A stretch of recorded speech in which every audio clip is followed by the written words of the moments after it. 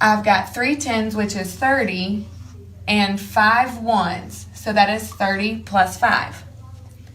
12 is 1 10 plus 2 1s.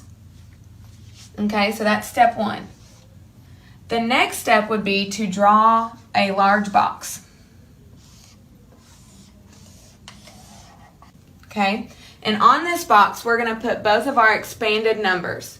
So on the top, I'm going to put 30 plus 5, and on the side, I'm going to put 10 plus 2.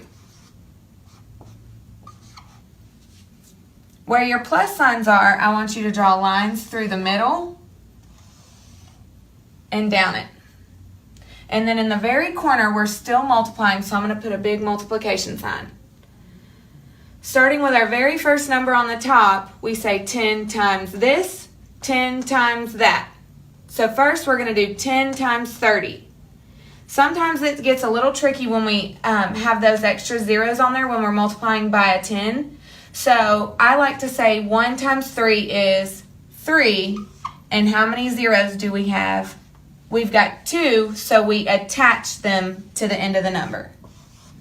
So 10 times 30 is 300. We did 10 times this, 10 times that. 10 times 5 is 50, so it goes in the first box. And then we do 2. We go down to the 2 because we're done with the 10. 2 times this, 2 times that. So 2 times 30. 2 times 3 is 6. And between both of these numbers, I've only got the 1 0, so I attach it to the end. 2 times 30 is 60. 2 times this, 2 times that. Now I'm going to do 2 times 5. 2 times 5 is 10. I filled up all my numbers on the inside. Now all I have to do is add them up. So over here I'm going to add